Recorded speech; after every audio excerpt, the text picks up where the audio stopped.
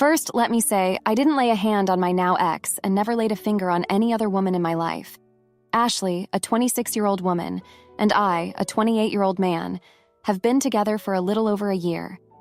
To be honest, most of the relationship was good until we reached the year mark. I first started to notice messages from my friends and family going missing. Invites to hang out that we discussed never reached me. I thought I was going crazy at first because my own text conversation didn't make sense to me, until I caught her deleting a conversation I was busy having with my cousin. I flipped out because why the hell would she do that? And we were having a conversation about a surprise birthday party for my 80-year-old grandmother who is like a mother to me. This was the first time I saw the other side of her, the yelling, screaming, saying why I always plan things without her. No, I haven't planned anything without her, and she has always been invited and included in the planning. What pissed me off more is the fact that she was trying to make me the bad guy, even after I asked for her input multiple times in this party for my grandmother, and she was deleting the text. I apologized for making her feel that way and promised to include her more. My family and friends stay a considerable distance from each other. I am 16 hours away from my family, so everything has to be planned. I have also noticed that whenever we had plans to hang out with my family or friends, she always had something come up at the last minute that she desperately needed my help with.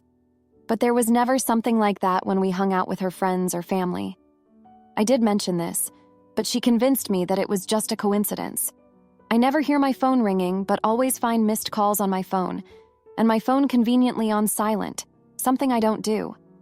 She denied doing it. I actually thought I was going crazy a couple of times. The last straw was 4 days ago. My grandmother had a heart attack and died in the hospital 2 days later. I didn't receive any text or call regarding this from anyone. She had blocked everyone from my family to friends on my phone. I initially thought my phone was quiet, but we are adults and life gets busy, so I didn't think much of it. That was until I ran into one of my old friends at the grocery store, and he gave me his condolences for my grandmother. I asked what he was talking about, and he told me about my grandmother. I took my phone out of my pocket and saw everyone was completely blocked. When I unblocked them, the messages came flooding in. I had hundreds of messages. I left everything and ran back home to get my car, as, again, we live in a different state about 16 hours away from my family. When I got home and she greeted me with that smile like she did nothing, I exploded on her. I lost it. I asked why the frick would she block everyone that meant something to me. I yelled at her that my grandmother died and I had to find out from some random old friend that just happened to see me. All she said was sorry, but she did it for us, and my friends and family were preventing us from being together. She had to do it. I have never been that angry in my life. I wanted to lay her out. I wanted to beat her to death in that moment. I have never been that close to hitting a woman in my life. I told her to get her chute and to get out of my house. She grabbed me by the arms and told me to relax, and again said she did it for us. I grabbed her shirt, pulled her in closer to me, and told her if she doesn't leave in the next couple of seconds, I will unalive her. I wanted to hit her, and it took everything in me, all I had, not to lay a finger on her. She robbed me of the final moments I could have spent with my grandmother, the woman who raised me, the woman that meant everything to me, and taught me almost everything I know. I could see the fear in her eyes as she crumbled to the floor, then I let her go. It took her 10 minutes to leave my house, but as soon as she did, I lost it myself. I don't know if I yelled, screamed, cried, but I destroyed my own house. All I remember was this overwhelming rage. I don't even remember half the drive to my grandparents' house. I am currently at my grandparents' house as the funeral preparations are being made. When I first arrived, the family exploded on me, asking where I have been and why I didn't answer them. I explained the situation and what happened. Although I think they believed me, I can still see the disappointing looks in their eyes when they look at me. According to my cousin, one of the last things my grandmother asked for the day before she died was where I was. She robbed me of that. She robbed my grandmother of that. My now ex told our mutual friend what happened. Surprisingly, she told them the whole truth. They all said what she did was wrong, and I have every right to break up with her. But they also said I went too far by threatening to hurt her. I am a jerk for the way I handled things. Although my actions in those moments weren't the best, and I am ashamed, I can't put into words the anger, rage, and betrayal I felt. I will give more details if anyone wants any. I know I left stuff out and didn't give a lot of details. I am still emotional. I made a list of everything, and this post was one of the things I set out to do. Am I the idiot? Edit. The last message between me, my friend, and family was 6 days ago, and we have gone longer without talking to each other. Life gets busy. Nobody came to my state to see if I was all right or to come and get me because the doctors told my family she wouldn't have much time left, and all of them wanted to be there for her and my grandfather. They would have been together for 65 years next month, and he took it very hard. He stopped eating and didn't sleep for those 2 days. I was basically put on the back burner. I have no hatred for any of them, as I would have done the same. Now, for a few comments before the update. Comment 1. Not the idiot. Let's give this some perspective. You were in an hurtful relationship. Look at this, link. Your mind went into protection mode and you did what you had to do to be safe. There is no shame in that. However, having shame or regret is a normal emotion in these situations. You are going to be okay. Comment 2. Not the idiot. That tiny, minuscule detail of threatening your ex, though regrettable, was really something of her own making. She brought it upon herself with such wicked, long, and accumulated manipulation. Among all the sea of pain you must be suffering, you can be totally excused for that. I'm sorry. Please accept my condolences from the bottom of my heart. Now, for the update. Thank you for sticking around for this update. So, it's been a rough couple of weeks. After the whole mess with my ex and missing out on my grandmother's last moments, things just spiraled. I've been staying at my grandparents' house, helping with the funeral arrangements and trying to support my granddad. He's been a shell of himself since Grandma passed. It's like watching someone fade away right in front of you. In the midst of all this, I've been dealing with the fallout from my relationship. My friends have been supportive, but there's this tension, you know? They keep saying I should have handled things better, that I shouldn't have lost my cool. And maybe they're right, but it's hard to stay calm when you've been betrayed like that. I've been trying to keep busy, to not think about her or what she did, but it's tough. I keep finding little things she left behind. A hairpin under the bed, her favorite mug in the back of the cupboard. It's like she's still here, haunting me. And then, just when I thought I couldn't take anymore, my phone buzzed with a message from her. She said she was sorry, that she missed me, that she wanted to talk. I didn't know what to do. Part of me wanted to scream at her, to tell her how much she hurt me. But another part, a part I didn't want to admit was there, missed her too. I ignored the message, but it ate at me. I couldn't focus on anything. I kept thinking about what she said, about us. It was like this wound that wouldn't heal. Then 2 days ago, something happened that I didn't expect. My granddad, who's been silent for days, pulled me aside. He told me he knew what happened with my ex, that he was sorry he wasn't there for me. He said that when you love someone, you forgive them, even when it's hard, especially when it's hard. It hit me like a ton of bricks. Here was this man, who just lost the love of his life, telling me to forgive, and I realized I was holding on to this anger, this rage, and it was eating me up inside. So I did something I never thought I'd do. I called her. We talked for hours. She cried. I cried. It was messy and painful and raw.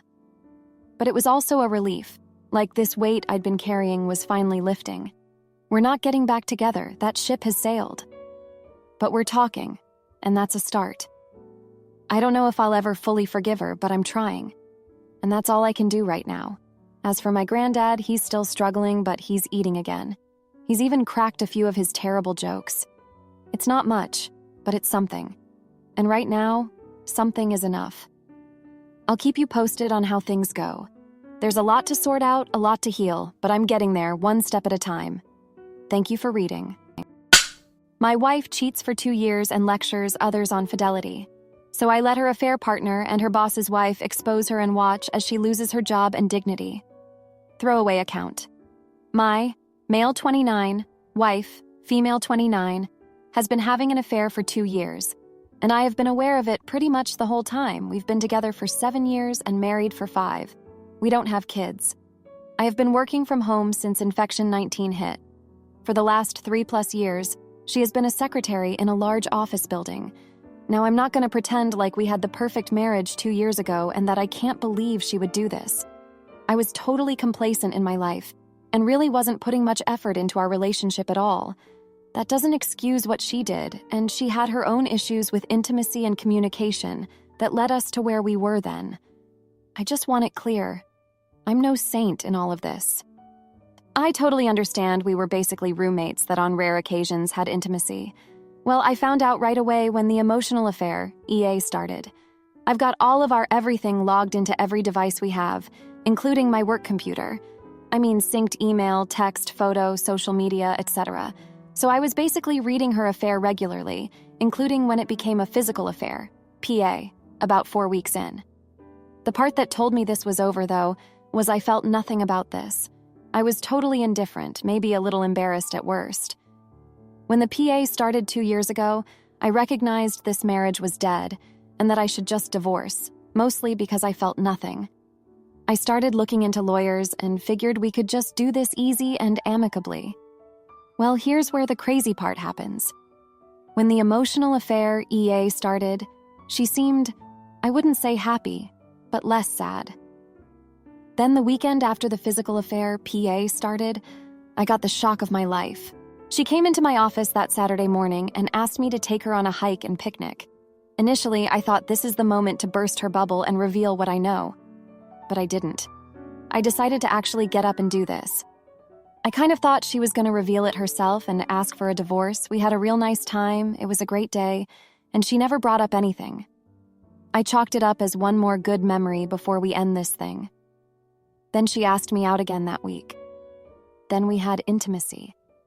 I don't know if it was shame or guilt or what, but she was basically taking the initiative to improve our marriage. After that first week, she began to open up more about her feelings. I, for some reason, had a fire lit under me and started to make some effort in our relationship. Started reconnecting with some old friends, got all the laundry off the gym equipment. The affair continued, but as we spent more time together over those early weeks, and since it really gave me no concern and everything seemed better, I decided to just forget about it and divorcing her and just start enjoying my life. I do still love this woman very much. Up until 2 days ago, we were in a really solid place. We had outings every other weekend, date night Thursday, regular intimacy and communication. I don't even read their messages anymore, just occasionally to see if it's still going on. 2 days ago, I noticed she was having frequent and long conversations with one of her close friends. I asked my wife about it, and it turns out this friend's husband got caught having an affair. My wife has been comforting her. This would not have been a big deal, but my wife then started bashing the husband for cheating. I don't know why I said it, but it came out, "You're one to judge." She got super defensive and pressing me for why I said that. I initially tried to apologize and move on, but she wasn't letting up, and I eventually spilled, "I've known about her affair the whole time." She tried to play dumb, which annoyed me, so I started citing specifics. She then got really mad at me, started crying, accusing me of not caring about her. I got pissed, then started yelling at her because I'm not the one having an affair. It got heated, we went to separate rooms and slept it off. Yesterday morning, she got up extra early and went to work before I got up. I tuned back into their messages, and she had broken up with her affair partner, AP. He was messaging her constantly on every app, and she just kept blocking him. She came home early yesterday. I went to talk to her, and she stopped me, looked at me, and asked, how could I let this go on? I replied, because I just didn't care. She then called me a huge jerk and locked herself in our bedroom until she left for work this morning. She got home tonight, said nothing to me, and locked herself in again. I can't even imagine in what bizarro world I could possibly be the jerk in this situation. Is there a perspective out there where I am? If so, please share it with me because in my mind, there isn't. Now for a few comments before the update, comment 1, not the idiot. She was the AH for having the affair. She's upset you didn't get crazy mad and confront her about it when you first found out. Makes her think you don't care about her at all. This is dumb, of course, since she was the one who valued you so little that she cheated. But it still feels like you're the AH to her. I doubt she's going to try to do the whole, it's your fault I cheated thing, but she's embarrassed that you just let it go on like it was no big deal. That's a shot to the ego. Comment 2.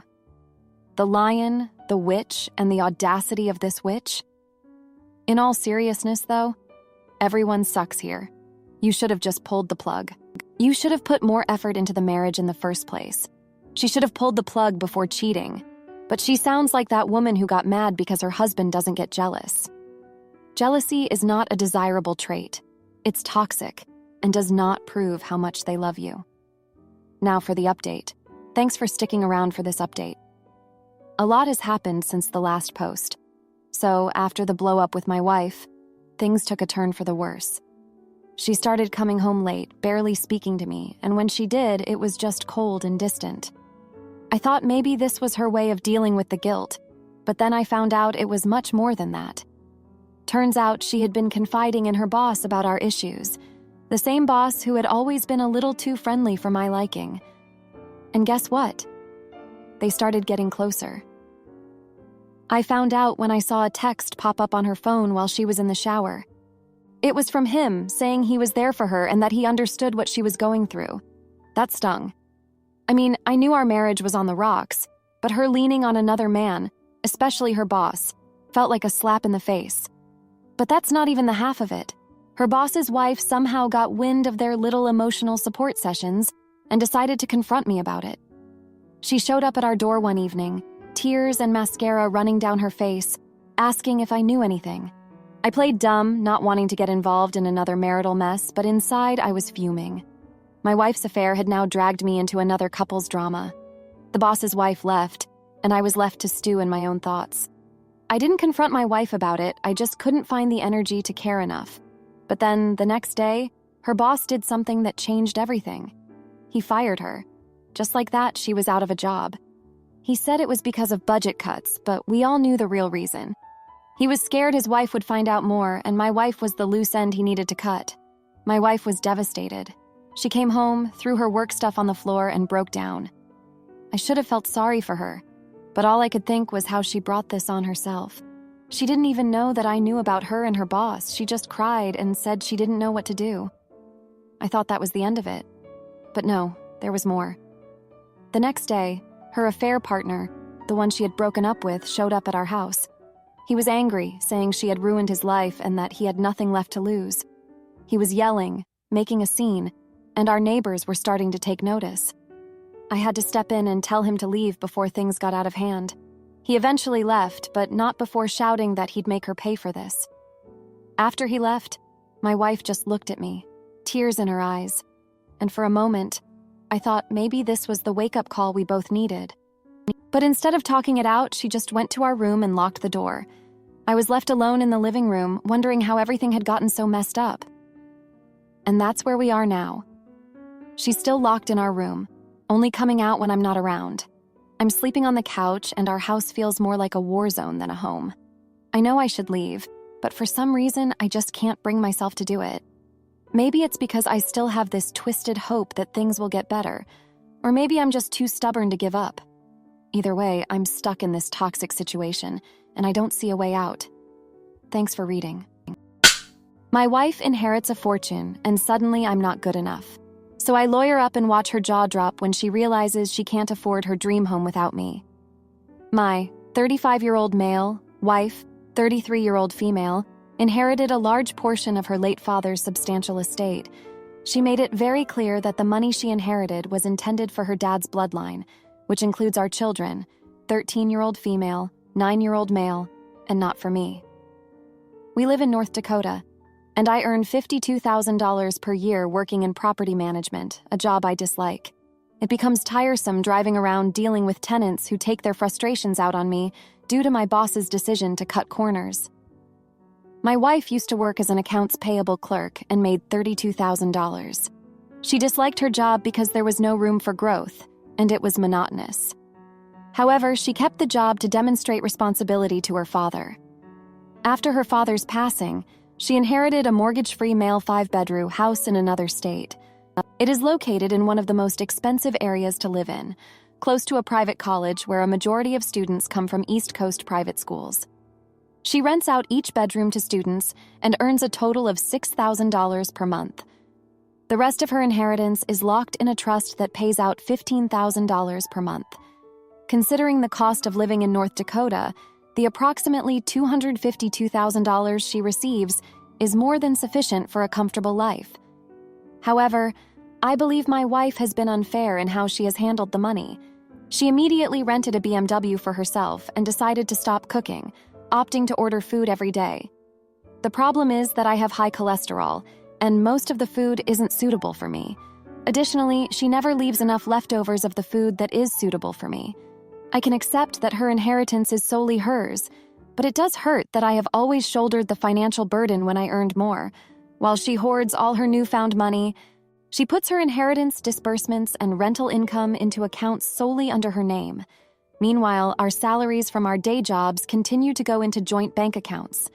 This would make sense, but she recently quit her job without prior notice. She claimed that she looked at her boss, a 50-year-old woman, and realized she didn't want to work until old age like her.